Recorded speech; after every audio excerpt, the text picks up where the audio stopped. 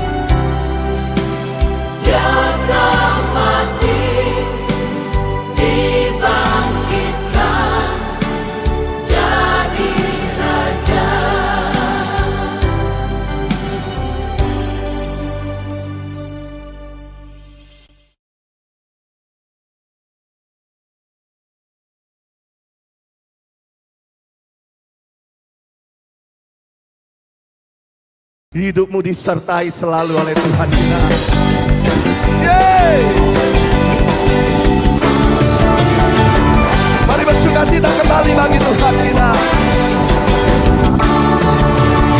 Besarkan nama Tuhan, pujilah Dia. Yes, kemurahan-Nya besar, tiada terbilang. Aku tak dapat balas nama besar kasih-Nya. Oh, besarkanlah namanya. Satu kali lagi. Besarkan nama Tuhan, pujilah Dia. Tiada terbilang. Aku tak dapat balas nama besar kasih-Nya.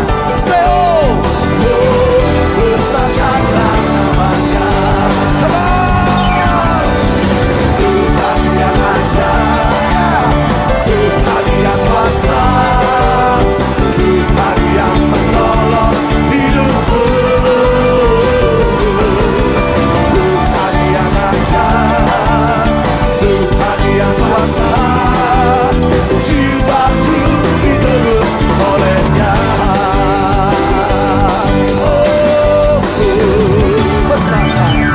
Besarkan nama Tuhan, pujilah Dia, kemurahan-Nya tiada terbilang. Aku tak dapat balas betapa besar kasih-Nya. Everybody say, oh, besarkanlah. Let me hear it. Tuhan yang ajaib, Tuhan yang kuasa, Tuhan yang menolong hidupku. Tuhan yang ajaib, Tuhan yang kuasa, jiwaku diterus oleh-Nya. Tepuk tangan ini coba. Tuhan yang ajaib, yeah. Tuhan yang kuasa, Tuhan yang menolong hidupku. Tuhan yang ajaib, Tuhan yang kuasa, jiwaku diterus oleh-Nya. Katakan jiwaku, jiwaku diterus oleh-Nya. Jiwaku diterus oleh-Nya. Tepuk tangan yang paling meriah bagi Dia.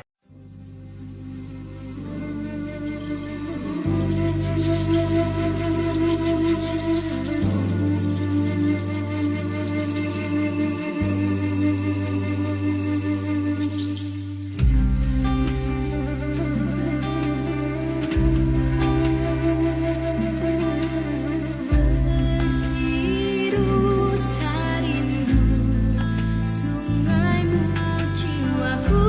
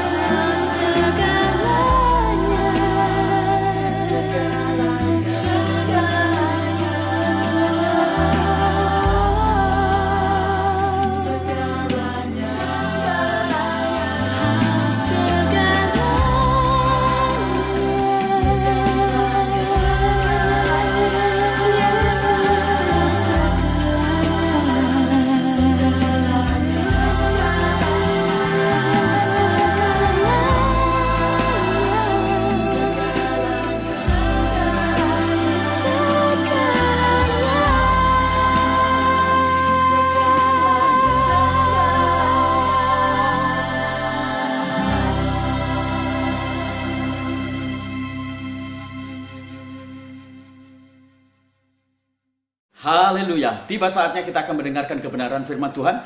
Mari kita menyiapkan hati kita menyiapkan seluruh kehidupan kita semuanya, supaya firman Tuhan boleh menggarap dan menguasai hidup kita semuanya. Kebutuhan akan kebenaran firman Tuhan yang menjadi pandu dan menjadi penuntun kehidupan kita semuanya, menjadi sesuatu yang mutlak di tengah-tengah dunia yang makin hari makin bengkok dan dunia penuh dengan kegelapan ini. Kita harus terus merasa haus, merasa lapar akan kebenaran firman Tuhan. Mari sebelum kita mendengarkan kebenaran firman Tuhan, kita berdoa. Kami berterima kasih kalau kami terus-menerus bisa beribadah kepada Tuhan. Kasih karunia-Mu mengejar kami terus-menerus, dan kami didapati dan diberi kekuatan untuk kami mengabdi kepada Tuhan, beribadah kepada Tuhan, memuji, mempersembahkan bagian hal yang terbaik kehidupan kami untuk Engkau. Bukan hanya di hari-hari Minggu, tapi di setiap kehidupan kami sehari-hari. Tuhan, sebentar lagi kami akan mendengarkan firman-Mu, maka biarlah kebenaran firman-Mu itu diurapi oleh Roh Kudus, memberikan pencerahan, inspirasi untuk kami menjadi orang-orang Kristen yang baik, dan memberikan kekuatan, dorongan, kemampuan bagi kami semuanya menjadi orang-orang yang suka dan gemar melakukan kebenaran firman-Mu, sehingga seluruh kehidupan kami merepresentasikan Kristus, merepresentasikan kebenaran, merepresentasikan sebuah kehidupan yang menjadi pola bagi seluruh orang-orang yang percaya.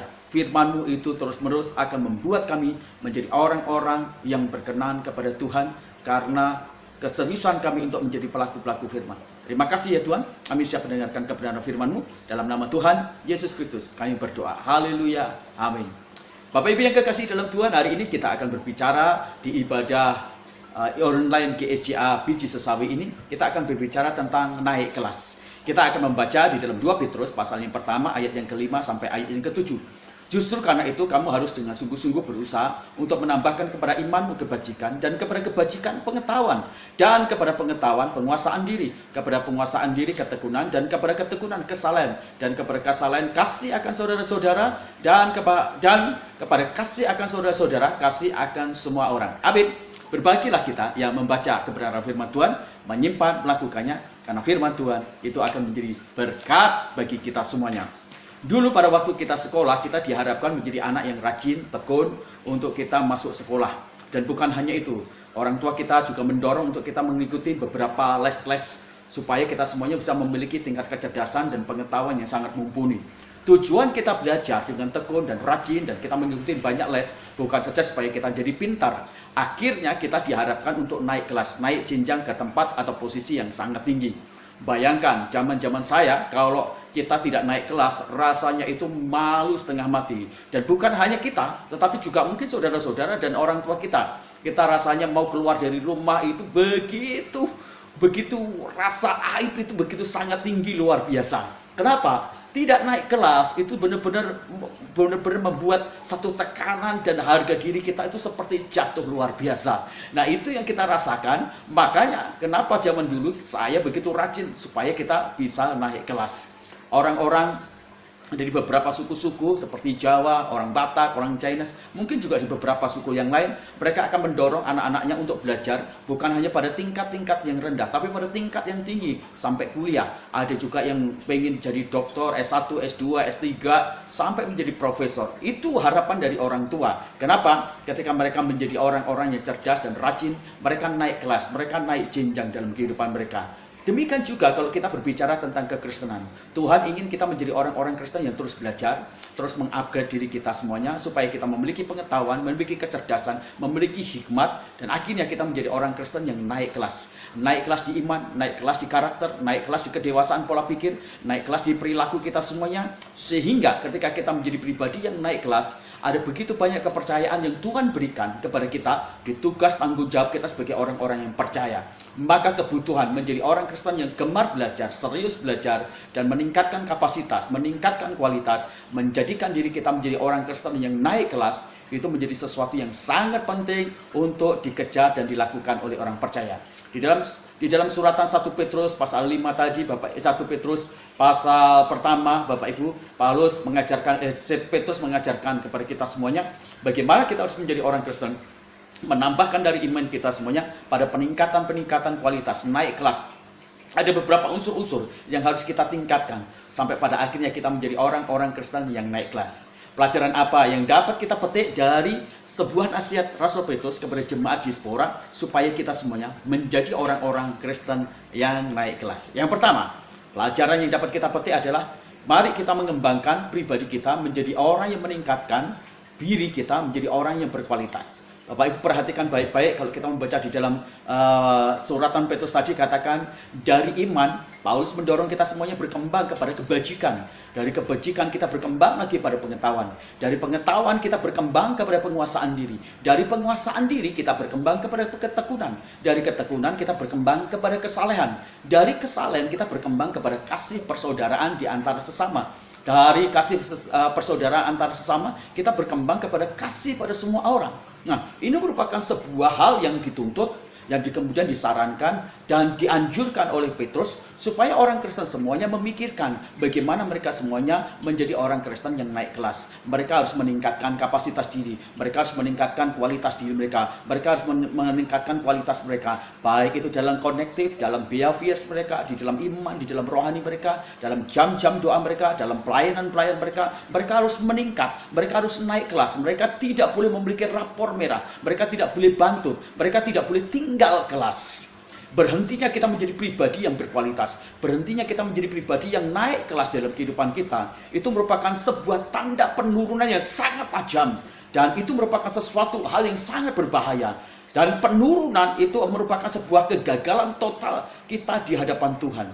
Maka naik kelas itu menjadi sesuatu yang sangat penting, karena itu memberikan kepada kita semuanya sebuah keharusan untuk kita meningkatkan diri kita dalam berbagai kualitas di kehidupan kita. Petrus memberikan saran kepada kita semuanya untuk kita meningkatkan atau menaikkan kelas kita semuanya, bukan hanya berhenti pada satu titik, tapi berkembang terus-menerus. Ketika kita berkata kepada saya sudah cukup iman saya, maka itu tanda bahwa kita semuanya sedang merencanakan sebuah penurunan. Kita merencanakan sebuah stagnasi, kemandekan dalam hidup kita semuanya. Kita tidak diharapkan untuk menjadi pribadi-pribadi yang menurun, tapi kita diharapkan menjadi pribadi-pribadi yang sangat meningkat. Menjadi berkualitas itu bukan mujizat, tetapi itu perlu diagendakan secara serius. Menjadi berkualitas itu bukan merupakan sebuah hal-hal yang supranatural, adikodrati, bukan. Itu merupakan satu tindakan-tindakan yang terus-menerus disengaja. Jika kualitas kita tidak baik, maka kita tidak akan pernah mencapai pada target-target atau sesuatu yang diinginkan oleh Tuhan. Jikalau kita duduk saja, kita santai saja, dan kita tidak serius, maka kita tidak akan pernah naik kelas. Oh, pelajar kalau dia menginginkan bagaimana dia naik kelas, maka dia harus mengupayakan bagaimana dia harus menjadi pelajar yang sangat bekerja keras, belajar dengan tekun, belajar dengan keras, meningkatkan kapasitas diri dia. Maksudnya kita harus mengusahakan, mengupayakan, membuat sistematis bagaimana perancangan-perancangan untuk kita belajar berkualitas, menumbuhkan, meningkatkan daya kita semuanya, sehingga kita benar-benar menjadi pribadi yang unggul luar biasa. Kita tidak bisa mengkompromikan sebuah kualitas dengan santai. Kita tidak bisa mengkompromikan sebuah kualitas dengan cara kita tidak bertekun, tidak serius. Kita perlu bertekun. Kita tidak boleh kompromi dengan kemalasan. Kita tidak boleh kompromi dengan ketidakrajinan. Kita harus tekun, rajin, dan kita harus serius belajar dan memperkaya diri kita semuanya. Tidak menjadi jaminan kalau kita berbicara tentang pendeta atau aktivis atau orang Kristen bahwa kita tidak memiliki sebuah kondisi-kondisi yang membahayakan ketidaknaikan kelas kita semuanya. Kita berada dalam situasi stagnan atau mandek, bahkan mungkin kita berpenyakit rohani. Kalau kita sadar hal itu, maka kita harus serius meningkatkan daya kita, meningkatkan kualitas kita, meningkatkan kelas kita semuanya. Orang-orang yang berkualitas, orang-orang itu pasti biasanya memiliki instruktur atau memiliki guru. Mereka akan mendengar dengan tekun. Mereka akan kemudian melakukan apa yang dikatakan guru. Seorang pelajar, mereka harus ada di dalam kelas. Mereka harus siap diajar. Mereka juga bukan hanya siap diajar, mereka harus memiliki kemampuan mendengar dengan baik dan melakukan apa yang menjadi bagian yang telah diajarkan oleh guru dia. Itu menjadi sesuatu yang penting. Dan pada waktu para pelajar itu mendengar, maka mereka kemudian harus melatih, mereka harus taat, mereka harus latihan lebih berat lagi, mereka harus mengelola waktunya dengan baik, mereka harus istirahat, mereka harus membangun karakternya, mereka juga harus mengelola mungkin makan juga, mengelola segala sesuatu dengan baik. Kenapa? Karena itu yang mendorong dia akan menjadi seorang pelajar yang sungguh-sungguh mempersiapkan diri dia menjadi satu pribadi yang naik kelas. Berkualitas itu artinya selalu bergerak maju. Tidak cukup puas dengan keadaan sekarang. Dan dia pasti akan memiliki sebuah komitmen. Yang penting, yang aku harus lakukan adalah aku harus maju. Aku harus makin berkembang. Aku harus makin dewasa. Aku harus makin mengasihi. Aku harus makin rohani. Aku harus makin rendah hati. Aku harus makin berkarakter. Aku harus makin bertumbuh di dalam dewasa. Itu adalah sesuatu yang sangat penting yang harus kita pikirkan. Sesuatu yang berkualitas itu pasti akan dicari orang lain. Sesuatu yang berkualitas pasti akan dikejar orang lain. Orang-orang yang berkualitas harganya sangat mahal. Orang-orang yang berkualitas, orang-orang yang naik kelas, harganya pasti sangat tinggi. Pasti. Kenapa? Sebab karena dia memiliki tingkat naik kelas. Dia mumpuni. Dia punya begitu banyak hal-hal yang potensi dan dalam kapasitasnya. Maka dicari. Dan harga orang-orang yang naik kelas, yang memiliki kemampuan, adalah harganya sangat mahal luar biasa. Jika rohani, pikiran, perilaku kita tidak berkualitas, kita telah menunjukkan sebuah indikasi yang sejati, yaitu kita tidak memiliki sebuah kesempatan naik kelas. Kalau kita mengalami penurunan dan kemandekan, itu tanda bahwa kita tidak akan naik kelas. Maka kita perlu belajar lagi. Kita perlu lagi melayani Tuhan. Kita perlu lagi berdoa. Kita perlu lagi membangun diri kita. Baik itu di dalam doa, baik itu dalam pembacaan firman Tuhan, baik itu dalam proses kedewasaan, baik itu dalam proses pembentukan karakter kita semuanya. Jika kita berkualitas, maka yang kita tangani pun itu akan menjadi berkualitas. Tapi jikalau kita tidak berkualitas, apa yang dipercayakan dalam hidup kita semuanya menjadi tidak berkualitas. Kalau orang-orang yang berkualitas dipercayakan dengan hal kecil, maka dia akan mengerjakan dengan cara yang berkualitas. Akhirnya hal yang kecil itu menjadi sangat berkualitas luar biasa. Saya ingat kata-kata dari William Foster. Dia berkata demikian, "Quality never happens by chance, it's always the result of high intention." Itu menjadi sesuatu yang sangat penting dalam hidup kita semuanya. Maka kebutuhan untuk kita berkualitas itu menjadi sesuatu yang harus diupayakan. Kebutuhan untuk kita naik kelas itu menjadi sesuatu yang harus diupayakan. Kita harus meningkatkan kapasitas diri kita semuanya sehingga kita menjadi berkualitas. Nah, Bapak Ibu yang kekasih dalam Tuhan, ada satu penelitian yang ada di Amerika Serikat yang berkaitan dengan bidang vandalisme. Mereka meneliti dari beberapa orang-orang yang melakukan tindakan-tindakan vandalisme, merusak properti, atau kemudian melakukan hal yang tidak baik. Sampai mereka kemudian menemukan sebuah hipotesa, yaitu ilmu The Broken Windows Theory. Nah, teori ini berkata demikian, jikalau kita melihat sebuah jendela yang rusak atau kemudian sepertinya lubang, dan jendela itu kemudian tidak diperbaiki, apa yang terjadi? Maka dengan segera seluruh jendela itu akan rusak. Bapak Ibu yang kekasih dalam Tuhan, kebenaran dari teori ini adalah begini. Ketika kita melihat bagian-bagian rusak yang tidak segera diperbaiki, itu memberikan signal kepada sang perusak untuk segera datang dan kemudian menghancurkan. Sudah ada satu bibit cikal bakal perusak yang kemudian akan datang sang perusak, maka rusaknya akan makin berat, rusaknya akan makin parah. Itu sebabnya ketika kita berbicara tentang kapasitas diri kita yang menurun, mungkin juga yang mandek, kalau itu tidak segera ditangani, kalau itu tidak segera ditingkatkan, kalau itu tidak segera ditumbuhkan dalam skala kualitas, maka kita akan mengalami kehancuran total yang luar biasa, mengalami kerusakan yang sangat-sangat berbahaya dalam hidup kita semuanya.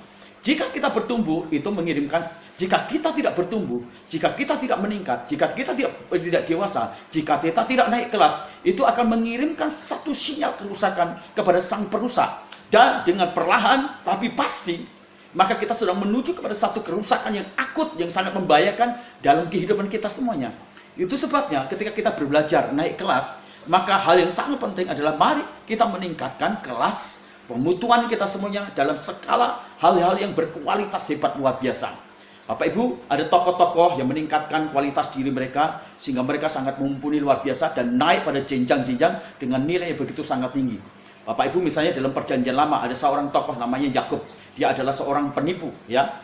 Yakub identitas lamanya adalah seorang penipu, tapi dia meningkatkan kapasitas dan dia berjuang, berdoa sungguh-sungguh, dan akhirnya dia mendapatkan sebuah nama Israel. Itu adalah satu perubahan, dia meningkatkan kualitas, dia berjuang dengan Allah, bergumul dengan Allah, dan akhirnya dia mendapatkan satu identitas, dia naik kelas, mendapatkan kualitas yang hebat, yaitu Israel. Ada Yefta, seorang pemimpin perampok, dan ketika dia meningkatkan skala kapasitas dia, apa yang terjadi? Dia kemudian menjadi pemimpin, berperang, melawan musuh Israel, dan dia menjadi hakim yang hebat, yang luar biasa. Ada Petrus, seorang penakut, seorang yang penyangkal, seorang yang mengkhianati Tuhan juga. Tapi apa yang terjadi? Setelah kemudian dia meningkatkan kualitas, dia menjadi pemberani, menjadi pemberita Injil, bahkan dia mati terbalik di wilayah kota Roma. Dan kalau kita bicara tentang Thomas, adalah seorang yang sangat tidak percaya, skeptis, ragu-ragu. Tapi akhirnya ketika dia mulai meningkatkan kapasitas, Thomas menjadi begitu sangat loyal, menjadi sangat setia, dan begitu sangat-sangat mengenal Tuhan. Dia begitu dalam sekali pengenalan sama Tuhan. Sampai akhirnya dia juga menjadi seorang martir dalam pelayanannya, dalam memberitakan Injil. Ada yang namanya Paulus. Dulunya dia adalah seorang yang tidak memiliki kualitas, membunuh orang-orang Kristen. Akhirnya ditangkap oleh Kristus. Dia meningkatkan kapasitas diri dia. Dia menjadi seorang teolog yang hebat. Dia menjadi seorang rasul yang hebat. Dia menjadi perintis yang hebat. Dia memberikan mentor. Dia menjadi seorang mentoring yang sangat hebat. Ini yang luar biasa, meningkatkan kapasitas, meningkatkan kualitas yang luar biasa. Ada seorang yang namanya Onesimus. Dia mencuri di rumah teman dia dan bertemu dengan Paulus itu di sebuah penjara. Dan Paulus kemudian mengajari dia, mendidik dia. Onesimus kemudian meningkat luar biasa. Akhirnya Onesimus dikenal sebagai anak dari Paulus. Anak yang baik, anak yang terbaik, anak yang manis. Dan dia kemudian menjadi orang yang melayani Tuhan. Tapi kita juga bisa melihat ada orang-orang yang tidak mau meningkat, tidak mau naik kelas. Tokoh-tokohnya kita bisa belajar. Misalnya Esau. Esau itu adalah anak sulungnya dari Esa. Dia diberi kesempatan dengan hak sulung. Yang terjadi adalah karena nafsu perutnya, apa yang terjadi? Dia mengalami penurunan. Dia kehilangan hak sulung dia. Kenapa? Karena dia tidak meningkatkan kapasitas. Dia tidak meningkatkan penguasaan diri dia. Dia tidak meningkatkan untuk mengontrol rasa tamak rakus akan makanan itu. Musa, siapa tidak kenal Musa? Seorang yang dipakai Tuhan. Tetapi dia mengalami penurunan di detik-detik terakhir. Ketika dia mengalami amarah yang tanpa batas, tak terkontrol. Dan akhirnya temperamen amarah yang tiba-tiba yang tak terkontrol, itu membuat dia melakukan dosa di hadapan Tuhan. Dan Musa akhirnya tidak bisa masuk dalam Kanaan. Simson, siapa tidak kenal? Nasir Allah yang begitu kuat, luar biasa. Tapi dia tidak pernah memperbaharui nafsu seksual dia. Dia tidak menguasai, dia tidak meningkatkan kapasitas. Akhirnya dia kehilangan dan menjadi bulan-bulanan dan menjadi pelawak atau badut. Dan akhirnya dia mati. Itu menjadi sesuatu yang betul-betul ironis. Nasir yang begitu kuat, tetapi tidak memperbaiki diri, tidak meningkatkan kualitas, dan tidak mau naik kelas. Akhirnya dia kehilangan kemampuannya dan kemudian dia harus mati mengenaskan bersama-sama dengan orang-orang Filistin. Kita bisa melihat Imam Eli, dia adalah imam besar, tapi di masa-masa pelayanan akhir dia menjadi seorang yang begitu sangat lamban dalam doa, lamban dalam rohani, lamban menangani kasus-kasus kejahatan, termasuk kasus Amora anak dia. Yang terjadi apa? Akhirnya Imam Eli mati dengan kondisi sangat tidak memiliki harga diri, dan anak-anaknya dihapuskan dari jatah dia sebagai imam besar keturunan dia. Kita bisa juga melihat Raja Saul dipilih oleh Tuhan, tapi dia tidak meningkatkan kualitas dia tidak naik kelas. Akhirnya kerajaan atau sejatinya posisi raja dia yang harusnya dipertahankan, akhirnya digeser dan diberikan oleh Daud. Kita bisa melihat Yudas diberi kesempatan melayani Tuhan, bahkan memegang sebuah pelayanan yang sangat bergengsi, yaitu sebagai seorang bendahara, tapi tidak memperbaiki dan tidak naik kelas. Akhirnya Yudas menjual Yesus dan bunuh diri. Ini adalah orang-orang yang tidak meningkatkan kualitas. Kalau kita membaca di dalam Galatia pasal 3 ayat 10, jemaat Galatia, mereka memulai dengan roh. Tapi apa yang terjadi? Akhirnya mereka mengakhiri sebuah pelayanan atau kehidupan yang tadinya dengan roh, itu diakhiri dengan daging. Jemaat Laodikia yang tadinya begitu gemak, begitu jatuh cinta, begitu sangat berkobar-kobar, cinta mula-mula yang sangat tinggi. Tapi akhirnya Alkitab menyatakan bahwa jemaat Laodikia adalah jemaat yang suam-suam, tidak memiliki gairah, passion lagi, cinta mula-mula yang memiliki mutu, yang memiliki kualitas. Mereka nggak punya. Akhirnya dimuntahkan dari hadapan Tuhan. Kita juga melihat Demas, teman dari Paulus. Waktu dia melayani dan mendampingi dari Paulus, tapi dia tidak memperkaya diri dia, tidak meningkatkan kualitas dia, dan tidak naik kelas. Apa yang terjadi? Akhirnya dia meninggalkan Paulus, meninggalkan pelayanan. Karena apa? Karena dia cinta uang, cinta dunia. Ini adalah satu gambaran yang real bagaimana orang-orang yang tidak meningkatkan kapasitas dan kualitas dia. Pelajaran yang kedua, Bapak Ibu yang kekasih dalam Tuhan, bicara dari hikmah yang diberikan Rasul Petrus untuk kita atau gereja atau orang-orang percaya naik kelas. Pelajaran kedua adalah mari kita menjadi orang Kristen yang bertumbuh, Bapak Ibu yang kekasih dalam Tuhan, Tuhan memberikan kepada kita semuanya sebuah benih yang disebut sebagai kodrat ilahi. Benih yang datang dari Allah itu merupakan benih unggul. Benih yang datang dari Allah itu merupakan benih yang memiliki mutu dan kualitas hebat luar biasa. Dan dijamin benih dari Allah itu sebenarnya tidak akan memiliki sebuah kapasitas kemandulan, tidak berproduksi. Benih yang datang dari Allah itu memiliki potensi yang sangat tinggi untuk melakukan dan menghasilkan produktivitas atau hasil-hasil yang sangat agresif, besar, luar biasa. Artinya kalau kita betul-betul memiliki benih ilahi, maka pertumbuhan itu akan berlangsung dan akan terjadi. Walaupun itu bukan hanya secara natural, tetapi juga secara dimensi rohani terkelola dengan baik. Itu pasti, karena kita dilahirkan dari benih yang unggul, yaitu Kristus sendiri. Pertumbuhan rohani adalah sesuatu yang pasti. Pertumbuhan rohani itu bukan merupakan sesuatu yang sifatnya spekulatif atau merupakan sebuah alternatif atau pilihan. Tidak. Kalau kita diberikan benih Kristus yang berkualitas, yang unggul luar biasa, maka sebuah pertumbuhan kita sebagai orang Kristen dalam segala aspek itu merupakan sesuatu yang pasti, dan itu bukan spekulatif, dan itu bukan merupakan sebuah alternatif atau pilihan. Bukan, itu merupakan sesuatu yang pasti dan harus terjadi. Karena kita memiliki sebuah benih, bibit unggul yang tidak berasal dari diri kita, tapi berasal dari Kristus, berasal dari Allah. Maka menjadi pengikut Kristus itu pasti akan bertumbuh. Kita pasti akan bertumbuh. Kenapa? Karena DNA atau genetika kita adalah genetika yang mengalami pertumbuhan-pertumbuhan produktivitas, hasil-hasil yang maksimal. Karena benih kita itu adalah benih dari Kristus yang unggul. Di dalam Yohanes pasal 15 dikatakan di sana bahwa Bapa itu adalah sang pengusaha, Yesus itu adalah rantingnya, pokoknya, dan kita ini ranting. Pokok dari Yesus Kristus itu memiliki sebuah pokok yang sangat-sangat unggul luar biasa dan memberikan suplai makanan kepada ranting sehingga kita bisa menghasilkan buah anggur. Buah anggur bukan sekedar banyak, bukan sekedar besar, tapi manis, disukai. Dan itu adalah satu kapasitas yang memang pasti dalam hidup kita semuanya sebagai orang Kristen yang naik kelas. Orang Kristen tidak akan bertumbuh, tidak akan bertumbuh. Yang tidak bertumbuh atau tidak mengalami peningkatan, maka dia bisa disebut sebagai pribadi yang abnormal atau pribadi yang malfunction, malnormal. Itu berbahaya.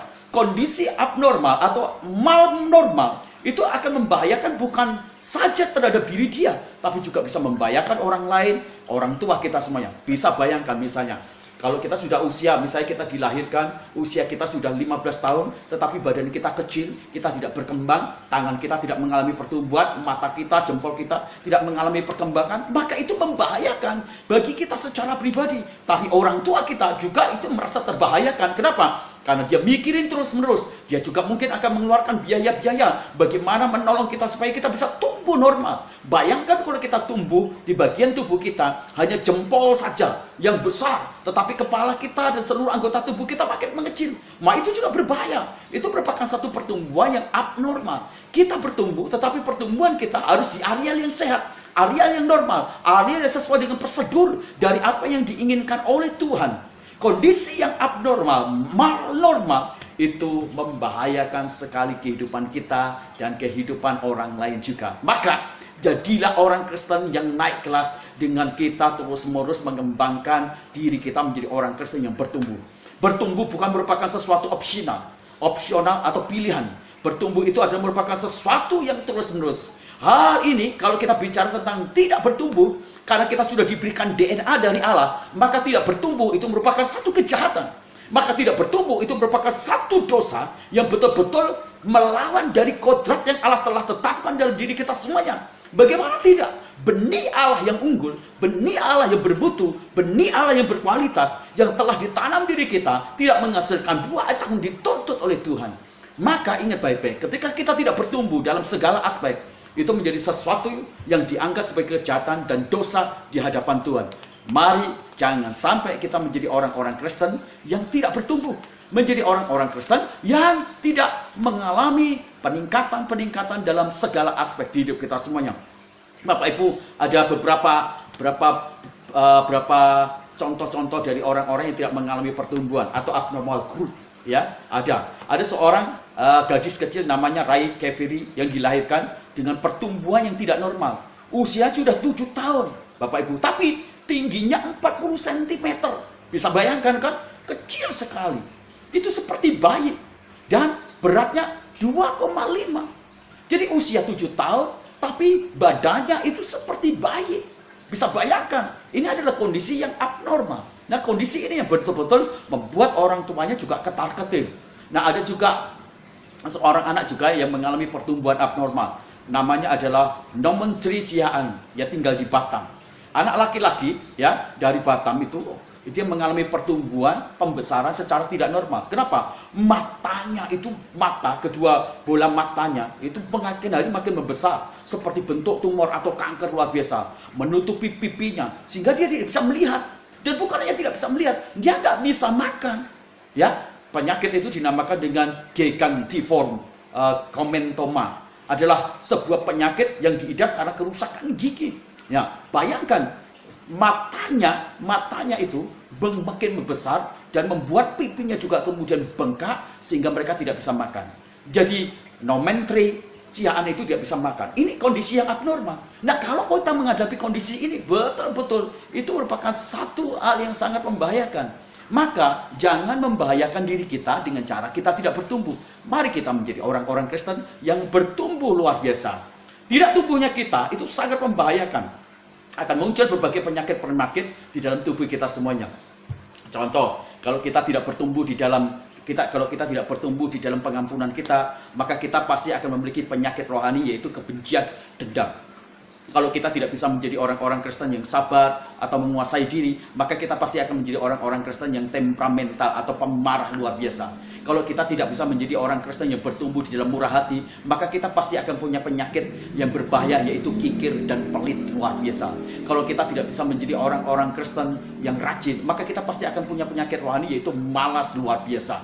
Nah, itu adalah satu hal yang sangat berbahaya. Ingat, ketidakbertumbuhannya kita itu akan memunculkan penyakit-penyakit yang akan membahayakan posisi iman, posisi rohani, posisi karakter, posisi juga dalam pola pikir dan perilaku kita semuanya. Kalau kita tidak bisa bertumbuh dengan norma, dengan prosedur, dengan hal-hal yang sesuai sejatinya dalam pertumbuhan yang sehat, ya itu akan membahayakan dalam hidup kita semuanya. Bapak Ibu yang kekasih dalam Tuhan, maka kita perlu terus-menerus memikirkan itu semuanya. Seorang teman dalam gereja, seorang teman pelayanan pendeta, dia telepon sama saya, bagaimana kondisi keuangan gereja. Saya bersyukur, puji Tuhan, walaupun gereja kami belum besar, tetapi saya melihat seluruh jemaat itu memberi kontribusi untuk mereka mendukung pekerjaan Tuhan. Nah, teman saya katakan, ya itu bagus, berarti jemaatmu bertumbuh di dalam pemberian anugerah atau kemurahan hati yang sehat luar biasa. Dan itu betul. Jadi kalau kita tidak bertumbuh dalam segala aspek, itu akan membahayakan dan muncul penyakit-penyakit rohani, penyakit iman yang berbahaya. Jack Ma, salah seorang konglomerat, ya pendiri Alibaba, dia berkata demikian. Kalau kita masih miskin, maka jadilah orang yang memberi, jadilah orang yang murah hati, menaburlah lebih banyak lagi, supaya satu saat engkau akan menuai dengan kapasitas yang besar. Jadi orang dunia saja yang belum percaya sama Tuhan, mereka juga tahu bahwa ada sesuatu unsur yang harus ditumbuhkan dalam kehidupan kita, dalam segala keterbatasan atau kemiskinan kita. Kemiskinan yang membuat kita tidak bertumbuh dalam kemurahan hati, kemiskinan yang tidak membuat kita kemudian bertumbuh untuk kita memberkati, maka itu bisa membuat kita semuanya tertutup segala berkat kita semuanya. Tapi orang kaya yang tidak bisa memberi, orang kaya yang tidak murah hati, orang kaya itu kikir, maka itu dipandang sebagai sebuah kejahatan bagi Tuhan. Kenapa? Berarti semua potensi yang telah Tuhan berikan dalam dia tidak optimal, maka itu merupakan satu kejahatan. Tuhan memberkati karena ada tujuan ilahi, ada tujuan besar supaya kita bisa jadi saluran berkat untuk pekerjaan Tuhan, kita menjadi penolong bagi orang lain. Itu yang Tuhan inginkan. Jadi kalau kita tidak sesuai pertumbuhan rohani kita, iman kita, karakter kita, maka itu dianggap sebagai dosa dan kejahatan di hadapan Tuhan. Pertumbuhan itu akan menghasilkan kekayaan karakter Kristus di dalam diri kita semuanya. Menghasilkan diri kita sebagai orang-orang yang menghasilkan buah-buah rohani. Dan kita menjadi orang Kristen yang sangat sehat secara rohani, sangat sehat secara karakter, sangat sehat juga mungkin juga secara kesucian dalam teologi-teologi kita semuanya. Yesus mengajar 3 tahun, para muridnya lambat sekali untuk bertumbuh, lambat sekali untuk memahami. Ya, Mereka lambat untuk bertumbuh di dalam kelemah lembutan. Mereka lambat untuk rendah hati. Mereka lambat untuk kemudian mengasihi. Mereka lambat untuk juga menjadi pelaku-pelaku firman. Apa yang terjadi? Mereka akhirnya menunjukkan penyakit-penyakit rohani, penyakit karakter, ada penyakit-penyakit motivasi. Jadi semua diungkap. Kenapa? Karena tidak bertumbuh secara sehat, menghasilkan murid-murid yang tidak bagus. Pada waktu Yesus menghadapi masalah yang sangat besar, semuanya meninggalkan. Bukan hanya Yudas yang menjadi pengkhianat, tetapi semua murid Yesus karena tidak bertumbuh secara rohani, mereka mengkhianati Yesus. Nah, ini menjadi satu pelajaran yang unik bagi kita semuanya. Kita menangkap hal yang sangat penting. Jadi kalau kita ingin naik kelas, mari kita mendesain diri kita menjadi pribadi yang harus bertumbuh. Karena pertumbuhan bukan merupakan sesuatu yang bersifat mujizat atau bersifat hal-hal adikodrati atau bersifat pilihan, tetapi merupakan satu keharusan yang diagendakan secara serius. Nah, Bapak Ibu yang kekasih dalam Tuhan, dalam hal apa saja kita harus bertumbuh. Kita juga harus bertumbuh secara fisik, menjaga kesehatan kita. Dalam Keluaran pasal 15 ayat 26, di sana kita diajar untuk memperhatikan dan merawat dan memperhatikan kesehatan kita semuanya. Kalau kita tidak sehat, kita juga tidak akan bisa bertumbuh di dalam iman dan kita tidak bisa melayani Tuhan. Itu akan menjadi beban bagi orang lain. Kita juga harus bertumbuh dalam intelek kita semuanya, mengusahakan pikiran-pikiran kita untuk selalu positif dan aktif. Di dalam Yesaya pasal 1 ayat 18 sana dinyatakan demikian. Dan kita juga harus bertumbuh di dalam emosi kita. Kita menjadi matang di dalam emosi kita, matang dalam berpikir kita semuanya. Bapak Ibu bisa membaca dalam Bilangan pasal 13 ayat yang ke-33. Kita juga harus bertumbuh di dalam bidang sosial kita. Bagaimana kita melayani orang lain, bagaimana kita membantu orang lain, bagaimana kita menjadi berkat, bagaimana kita murah hati. Di dalam 2 Korintus pasal 6 ayat 14 juga dikatakan di sana bagaimana kita harus bermurah hati kepada banyak orang. Kita juga harus bertumbuh di dalam kerohanian. Bagaimana kita menuruti Allah sepenuhnya, bagaimana kita taat kepada Allah, bagaimana kita membangun hubungan intim dengan Tuhan, bagaimana kita harus membaca firman Tuhan, bagaimana harus kita beribadah, bagaimana kita harus melayani Dia, bagaimana kita harus berdoa puasa. Semua itu berkaitan dengan pertumbuhan rohani dalam hidup kita semuanya. Nah, hari ini saya berharap kita semuanya menjadi orang Kristen yang naik kelas. Bukan tinggal kelas dan kita memiliki rapor merah. Enggak, tapi kita menjadi orang Kristen yang bertumbuh, kita menjadi orang Kristen yang naik kelas, dan semua hal yang berkaitan dengan kapasitas kita yang naik kelas, itu yang akan menaikkan tingkat ranking harga kita menjadi tinggi. Kita pasti akan dicari, dan Tuhan akan memberikan kepada kita semuanya sebuah promosi dan kepercayaan kepada tugas-tugas yang besar dalam hidup kita semuanya. Makanya jadilah orang Kristen yang selalu naik kelas dan jangan sampai kita tinggal kelas. Mari bangun kita semuanya supaya menjadi orang Kristen yang rapornya tidak merah dalam segala aspek. Tuhan memberkati kita semuanya hari ini. Mari kita berdoa. Kami berterima kasih hari ini kami boleh memuji dan memuliakan nama Tuhan dan mendengarkan kebenaran firman-Mu. Terima kasih untuk firman Tuhan yang memberkati kami. Terima kasih untuk firman Tuhan yang menguatkan kami. Supaya kami semuanya menjadi orang-orang Kristen yang naik kelas dalam segala aspek hidup kami. Bapa, kami terus berdoa untuk bangsa dan negara kami. Engkau memberkati bangsa negara kami ini semuanya Tuhan. Kami berdoa supaya Tuhan melawat bangsa negara kami. Berikan Tuhan lawatan roh kudus-Mu. Berikan banyak jiwa-jiwa untuk percaya sama Tuhan. Kami mengikat roh-roh jahat. Kami mengikat kontrak dengan kuasa-kuasa gelap. Kami patahkan, kami hancurkan dalam nama Tuhan Yesus. Tapi kami mengikat kontrak dengan Kristus Yesus, Tuhan Allah kami, Sang Penyelamat. Tuhan, kirimkan jiwa-jiwa, kirimkan pertobatan. Kami berdoa untuk yayasan-yayasan misi. Kami berdoa juga untuk para misi yang memberitakan kabar baik tentang Yesus, yang memberikan keselamatan yang kekal yang sejati. Tuhan, berikan mereka semuanya kuasa Roh Kudus-Mu. Tuhan, kami berdoa juga Tuhan untuk Presiden kami Jokowi. Berkati hikmat marifat ketika dia menangani seluruh totalitas keberadaan bangsa dan negara kami ini. Tangan Tuhan campur tangan Tuhan memberkati secara ajaib luar biasa. Tuhan juga memberkati Tuhan untuk penanganan COVID yang sudah cukup baik. Biar semuanya tuntas Tuhan. Kami berdoa untuk perbaikan dan kemajuan di sektor ekonomi dan segala sektor pendidikan dan sektor kesehatan dan sektor-sektor yang lain Tuhan. Sehingga bangsa negara kami begitu bangkit lagi dan menjadi tumbuh dalam kemakmuran kesejahteraan bagi seluruh bangsa kami dan menjadi berkat bagi bangsa-bangsa lain. Terima kasih Tuhan. Tuhan, kami berdoa secara khusus untuk para sponsor yang memberkati gereja kami. Mereka yang memberkati operasional gereja kami. Berkati usaha mereka berlimpah-limpah. Berkati kesehatan mereka, berkati keluarga mereka. Berkati tender mereka, order mereka, transaksi jual beli mereka. Supaya makin hari makin berlian. Juga berkati yayasan-yayasan, memberkati anak sekolah kami. Berkati yayasan itu, pakai yayasan itu. Dan limpahkan segala berkat yang baik. Kami berdoa Tuhan untuk orang yang Tuhan yang benar-benar Tuhan bernasar untuk membangunkan kami sebuah gereja. Tuhan kau berkati, ingatkan dia Tuhan, supaya dia Tuhan menjadi pribadi yang telah bernasar Tuhan, supaya dia benar-benar Tuhan menggenapi nasar dia. Berkati keuangan mereka, berkati bisnisnya dalam nama Tuhan Yesus. Tuhan, kami berdoa supaya kami bisa memiliki sebuah tanah dan gedung yang dapat kami pakai menjadi tempat yang permanen untuk beribadah, memuridkan, menjadi tempat-tempat pelatihan, menjadi tempat-tempat untuk kami kemudian memobilisasi pelayanan kami. Sehingga pada akhirnya gereja makin menjadi besar, menjadi berkat, bukan hanya buat jemaat, tetapi juga buat kota, baik penduduk sekeliling kami. Tuhan, kami percaya Engkau terus campur tangan dan memberkati. Kami berdoa juga Tuhan untuk pemerintahan di kota kami. Kami berdoa untuk bupati, kami berdoa untuk camat, kepala desa, kelurahan. Engkau memberkati mereka semuanya dengan hikmat dan takut akan Tuhan, dan menjadi pemimpin yang melayani dan mengayomi masyarakat di kota kami Cipanas. Kami berdoa untuk perekonomian di kota kami, baik itu agrowisata, baik itu Tuhan untuk perhotelan, niaga, pertanian, perkebunan, perikanan, peternakan. Engkau memberkati berlipat kali ganda. Tuhan, kami percaya. Kami berdoa untuk teman-teman kami atau saudara-saudara keluarga kami, mereka yang Tuhan menyaksikan Tuhan dan ikut serta dalam ibadah online kami.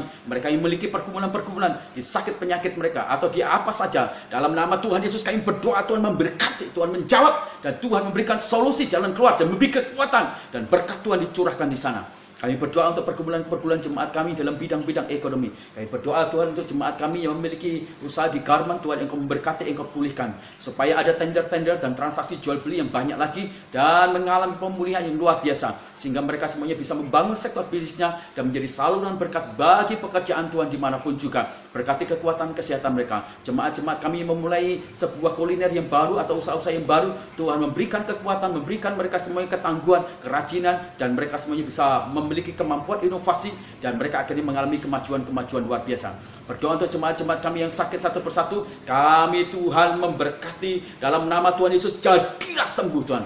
Kami berdoa untuk Tuhan, untuk gereja kami, supaya kami semuanya mengalami pertumbuhan-pertumbuhan di dalam bidang rohani kami, karakter kami semuanya, supaya kami makin hari makin mencintai Tuhan, semakin hari kami melayani Tuhan, mengabdi kepada Tuhan, dan kami menjadi orang-orang Kristen yang mengalami transformasi, perubahan-perubahan, sehingga kami mencerminkan dalam kehidupan kami citra Allah, sehingga orang mengenal Yesus lewat kehidupan kami. Kami berdoa untuk anak-anak sekolah minggu kami, anak remaja, anak pemuda. Kami berdoa untuk kaum wanita, kaum pria. Kami berdoa untuk umas. Kami berdoa untuk semua di pelayanan-pelayanan kategorial kami. Tuhan Engkau memberkati mereka semuanya secara limpah luar biasa.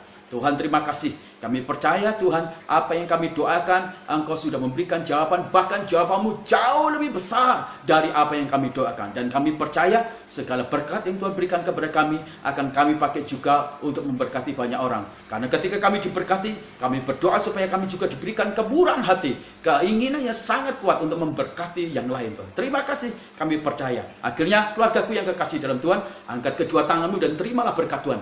Kasih sayang dari Allah Bapa kita lewat anaknya Tuhan Yesus Kristus, yang telah mati di atas kayu salib, menebus dosa dan kutuk kita semuanya. Persekutuan dengan Roh Kudus yang menguduskan kita dari hari ke hari, sehingga kita tidak bercacat celah di dalam tubuh jiwa roh kita, dan menjadi pribadi yang berkenan kepada Tuhan. Itulah sebabnya Tuhan memberkati keluargamu, Tuhan memberkati suamimu, Tuhan memberkati istrimu, Tuhan memberkati anak-anakmu. Semua orang yang tinggal dalam keluargamu diberkati karena Engkau. Tuhan memberkati usahamu, apa saja yang dikerjakan oleh kedua tanganmu diberkati karena Tuhan menyertainya. Tuhan memberkati masa depanmu dan masa depan keturunanmu. Tuhan memberkati kesehatanmu. Keluar masukmu engkau hanya bisa menemukan pintu berkat Tuhan saja.